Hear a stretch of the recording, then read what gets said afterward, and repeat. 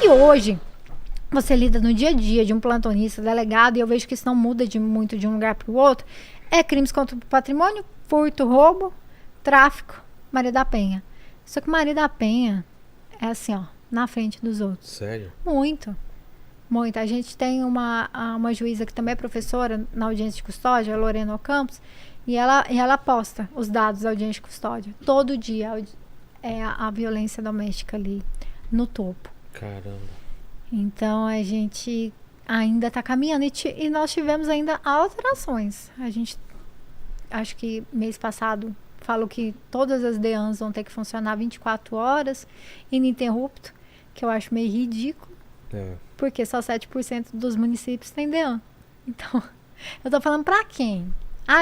Não é melhor eu falar, vamos criar DEAN, do que falar, vamos ficar ininterrupto? Enfim. E tivemos alterações também hoje. Hoje foi sancionada uma alteração na Lei Maria da Penha para considerar como violência doméstica qualquer forma de violência contra a mulher. Porque a relatora do projeto de lei é a Simone Tebet, e ela usa nas justificativas dela algumas justificativas muito relevantes, como o fato de que o papel da Maria da Penha não é atacar o homem, mas proteger a mulher, que a gente tem que partir desse pressuposto. E que os tribunais estavam rejeitando os casos de Maria da Penha por qualquer argumento. Isso aqui não é uma violência de gênero, porque foi uma briga de casal. Isso aqui não é violência de gênero porque ele estava bêbado. Isso aqui não é violência de gênero, é uma briga de irmão contra irmã. E sem considerar que, na verdade, era um índice de violência de gênero. Então, como a Lei Maria da Penha te dava a brecha para você interpretar, essa alteração agora tirou essa brecha. Então, não tem mais como interpretar. Então, falou de violência no âmbito da família, do trabalho ou da relação íntima de afeto, vai entrar Maria da Penha. Lembrando, pessoal, relação íntima de afeto não é aquele crushzinho de 10 minutos, nada disso. É algo que realmente exista. E eu até brinco que a Maria da Penha também aplica para as relações extraconjugais. Então, a amante também pode ser vítima de Maria da Penha, entre outras situações. É mesmo? Olha aí, Helene. Maria da Penha Marília Mendonça te enganou, né? Ela falava que a amante não tem lar. A amante tem lar e quem paga o aluguel é você. Que você não tá nem sabendo. Como assim? Porque... não é... Então, o Lene quer saber, não é pra mim, não. É só pro Lene. É, só pra ficar inteirado. São as diversas decisões que estão tendo no âmbito da família, que não é muito a minha área, mas a gente acompanha, de concessão de benefícios para a amante, inclusive reconhecendo até a possibilidade de pensão, entre outras coisas, brigas entre usufruto de bens. Então a amante tá aí, ó, tá conquistando os negócios dela, filha. Tá indo ó lá, na Inglaterra virou rainha. Pode crer, né? E outra mudança muito importante da Maria da Penha foi o entendimento da aplicação à mulher trans, né? Que aconteceu no final de 2022. Que tinha uma discussão muito grande, né? Se era uma lei voltada para gênero e para sexo. Mas eu ouvi falar que dá para aplicar também para homem.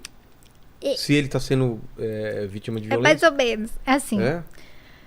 A Lei Maria da Penha, ela é para proteger a mulher em situação de violência. E a lei falou de gênero mulher. E aí começou a discussão. O que é gênero? Porque o cara do direito, ele adora pegar uma palavra e tentar entender o que o outro quis dizer com aquela palavra. Não, se ele falou gênero, ele não falou sexo. Você não falou sexo, você não falou gênero. Você falou isso, você não falou aquilo. E aí ficou essa discussão, se a mulher trans aplicava ou não. E aí, o que acontece? Quando chegou lá nos nossos tribunais falaram assim, realmente, você tem sexo e gênero. Sexo, cromossomo, hormônio, aparelho reprodutivo, órgãos sexuais. Isso é o que vai te falar que você é macho, fêmea. Mas o gênero não. O gênero leva em conta as características socialmente atribuídas.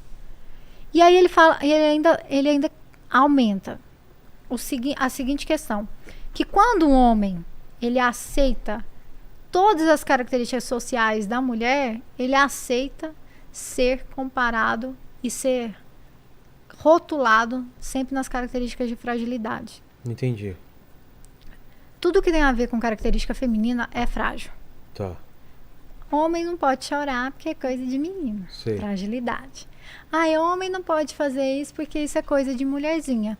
É coisa de... Sempre a relação, quando você fala de mulher, uma relação de submissão. Vai virar mulherzinha na cadeia. Entendi. Por que usa essa expressão mulherzinha na cadeia? Porque você vai ser submetida. É sempre a ideia de mulher é sempre uma relação domesticada. Um sexo domesticável. E quando ele, embora tenha cromossomos, não sei o que, masculino, e ele se apresenta como mulher, ele se submete a ser tratado nessa relação de domesticidade, de submissão, de fragilidade, de vulnerabilidade. E por essa razão, o gênero ele deve ser considerado, sim, em relação ao sexo. Então é o que eu falo para os meus alunos. Não estou aqui para te convencer de nada, eu estou te falando o que é. A realidade é essa. Se você não quiser errar mais, mulher trans igual a mulher. Pronto. Não, você não vai errar mais. É uma coisa que eu estudava quando eu estudava direito de família, Vilela. Você não chama um filho adotivo de filho adotivo, é filho. Ponto. Não vai entendeu? Às vezes a pessoa fala assim: professora, tem como eu devolver o filho adotivo? Eu te pergunto, tem como você devolver seu filho? É a mesma lógica. Então, mulher trans, mulher. E aí os tribunais entenderam, se aplicam às mulheres trans. Só que acontece?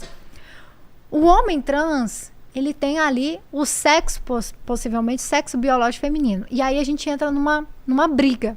O que o MP de São Paulo, tá? Engraçado a gente estar em São Paulo, o MP de São Paulo tem uma tese. Isso aqui não chegou a nenhum tribunal, não está pacificado. Que é o seguinte: pela proteção da vulnerabilidade, eu dou as medidas protetivas para ele. Não quer dizer que é uma Maria da Penha. Mas eu protejo ele pela vulnerabilidade dele. Então, eu não aplico a Maria da Penha para um trans. Mas eu pego um instituto da Maria da Penha, que é a medida protetiva, e dou para ele em razão da sua vulnerabilidade. Só que isso aí, Vilela, é uma conversa que vai dar pano para manga. Outro dia me perguntaram o que faria com um não binário na delegacia.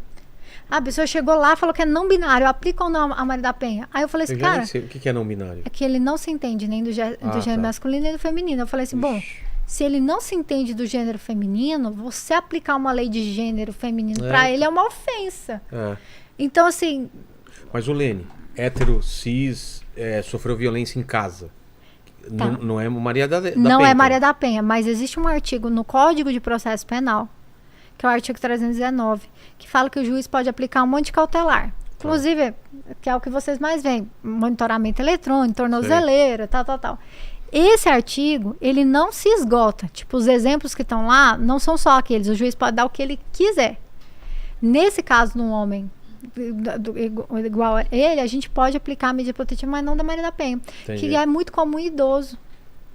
O homem idoso, eu já vi muita situação de o neto usar droga, bate no avô.